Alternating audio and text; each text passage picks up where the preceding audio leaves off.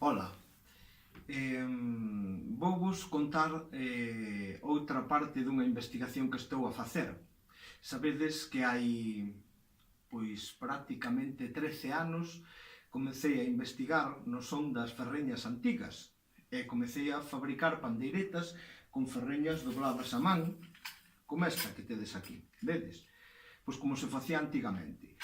Porque realmente o doblado da ferreña cambia moito o son. De feito, unha das partes fundamentais do son é exactamente o doblado. Pero hai outra parte fundamental no son das ferreñas que é o material con que está feito.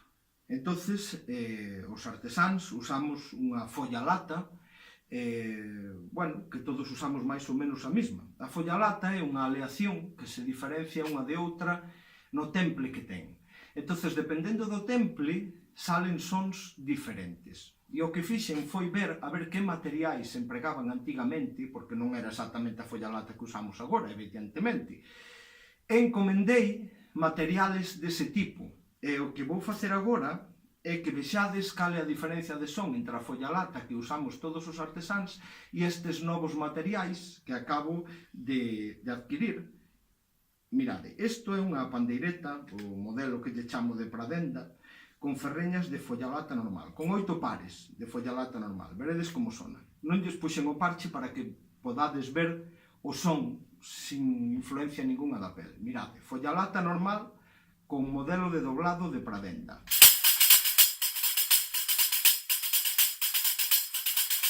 Estos serían 8 pares. E a mesma folla lata con 10 pares, porque cambia algo o son, mirade.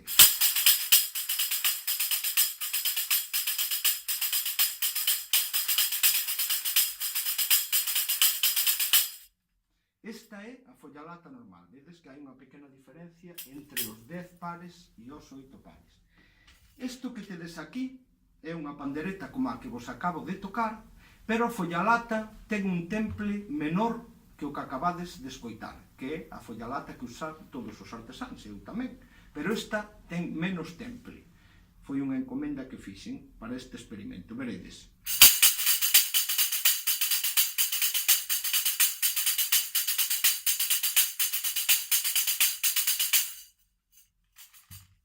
Esta é a normal,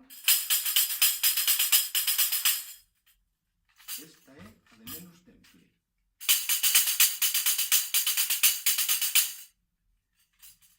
Ten un son máis oscuro. Aquí tedes o modelo de ferreñas que eu lle chamo de Guillade, porque foi copiado da pandeireta do cego de Guillade que me trouxe o Luís Prego.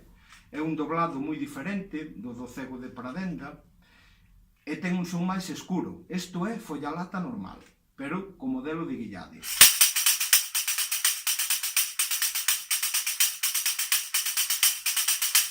Folla lata normal.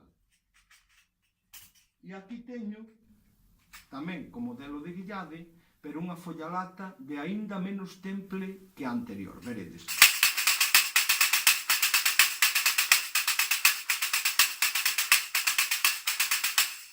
Entón, mirade, de máis brillante a menos, con 10 pares. Folla lata normal.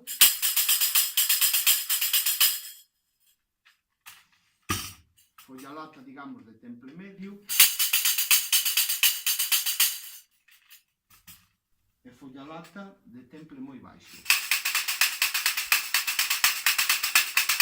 Un son moi escuro, pero seguramente sexa este o máis parecido a aquelas ferreñas que se fabricaban usando os caldeiros.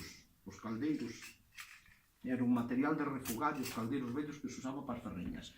E material de refugallo eran tamén as latas de conserva. E esta pandereta de 9 pares está tamén feita con ferreñas aproveitadas dunha lata. Vedes? Pero neste caso é unha folla lata que leva algo de latón. Parecese máis ao latón que a folla lata. Veredes que tamén ten un son bastante escuro. Aquí influye a pel.